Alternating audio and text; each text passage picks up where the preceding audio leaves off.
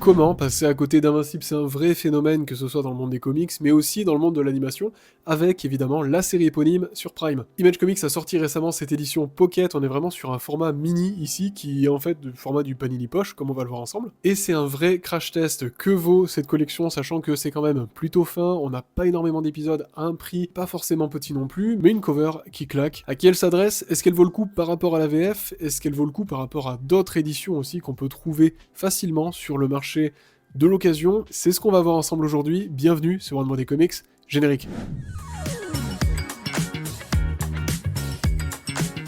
Et nous voilà avec les bouquins en main, ces magnifiques comics en édition poche. Déjà, la première chose qui claque, comme vous pouvez le voir, c'est cette sublime cover avec le vernis sélectif. Un personnage par numéro, une couleur qui flash complètement derrière avec ce titre très minimaliste, toujours derrière, Invincible, qui est super bien incrusté.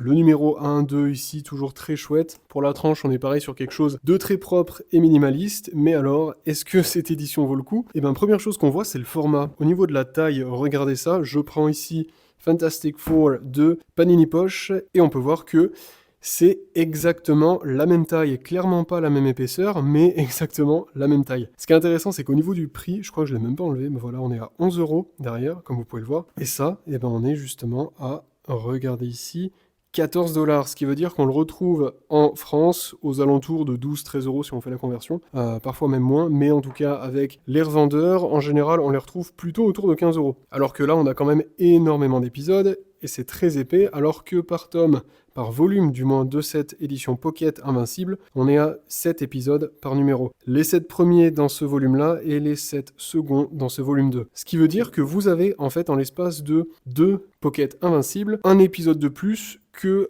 l'intégrale Delcourt VF, si je me trompe pas, parce qu'il n'y a pas d'informations sur ça en ligne. L'intégrale d'Invincible de Delcourt en VF est contient en fait les 2 premiers tomes normaux de la série Invincible qui chacun contenait, il me semble, 6 épisodes. Donc si on est ici à 380 pages, si on a 12 épisodes, ça veut dire qu'on a effectivement donc un prix de 30€ pour 380 pages, et ça revient, laissez-moi reprendre mes notes, à 0,79 centimes par page, là où l'édition Pocket, et c'est ce qui est assez intéressant, revient à 0,76 centimes par page. Donc on a des prix extrêmement similaires. Par contre, ce que vous pouvez voir, une chose évidemment sur les Pocket que l'on a nous en France, on est sur un rabat qui est très bien, qui sert de marque-page, puisqu'en général je rappelle qu'on est censé, enfin en tout cas c'est l'utilisation prévue des nomades, c'est pouvoir les transporter avec soi.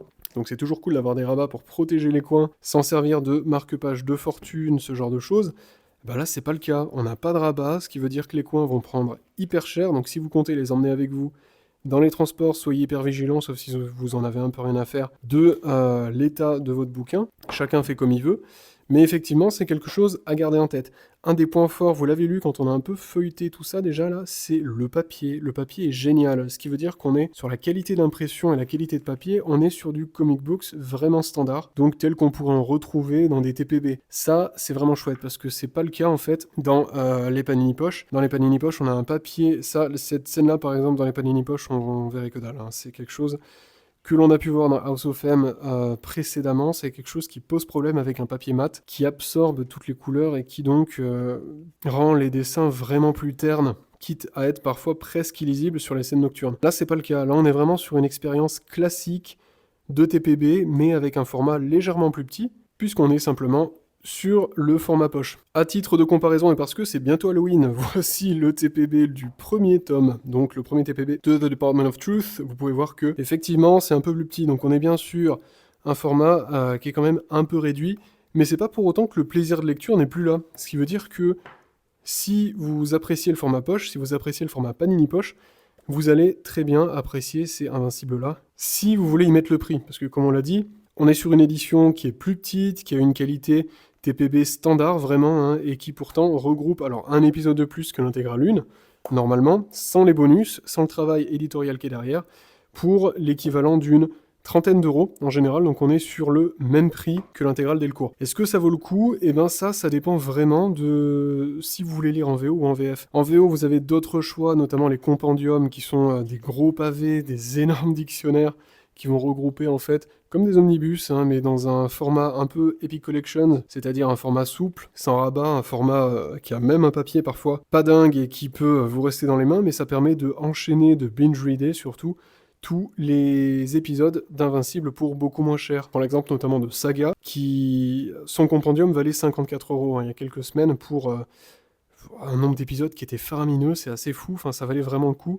En soi, si c'est quelque chose que vous voulez découvrir, les compendiums ont un problème que n'a pas cette édition poche, c'est le gutter loss, c'est-à-dire la fameuse gouttière qui fait que parfois il nous manque un peu le milieu de page, notamment pour pour tout ce qui va être double page. Là, c'est pas le cas. Mais bon, mon avis sur ce format est que... Alors, est-ce que je regrette mon achat? Bah, pas du tout. Franchement, moi, je suis assez content de ces 2 premières intégrales. Enfin, justement, c'est pas les intégrales, mais de ces 2 premiers volumes. L'intégrale 1 en VF me manque peut-être un peu légèrement, j'avoue, d'un niveau confort de lecture, c'était vachement bien. Mais je suis assez fan de la VO. J'ai envie de lire de la VO beaucoup plus que de la VF. Hein. Je lis beaucoup plus... Enfin, je lis quasiment que de la VO, en fait, aujourd'hui. J'ai un peu laissé de côté la VF pour un tas de raisons. La VO est souvent moins abordable, et on a souvent des qualités d'édition qui sont moindres en VO par rapport à la VF.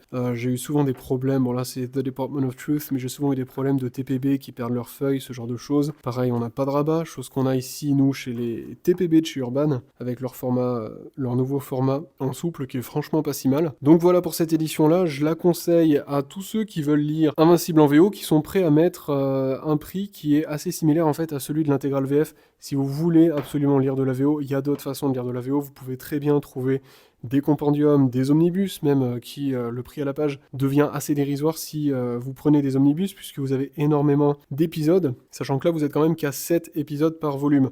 Ça veut dire que la série va être très longue et qu'au final vous allez vous retrouver avec beaucoup d'argent dépensé pour avoir cette intégrale. Est-ce que je vais la continuer? Non, je pense pas.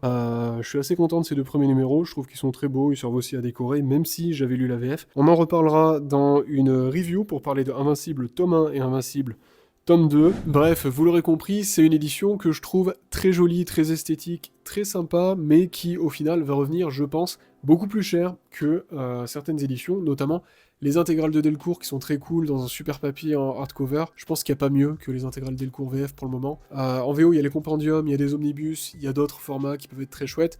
Donc les pockets sont réservés vraiment à ceux, je pense, qui veulent spécifiquement cette édition-là, que ce soit pour les covers ou pour le format aussi, pourquoi pas. Mais à ce prix-là, eh ben on peut trouver mieux. Dites-moi ce que vous pensez de ce format-là. Est-ce que vous l'achèteriez à ce prix-là? Est-ce que vous aimez aussi Invincible? Parce qu'on va en parler bientôt sur la chaîne, promis. D'ici là, merci de votre soutien indéfectible. Merci à tous ceux qui prennent le temps d'échanger en commentaire. C'est à ça que servent les vidéos et c'est génial. On se retrouve très bientôt sur Monde des Comics. Prenez soin de vous. Bonne lecture à tous. Ciao.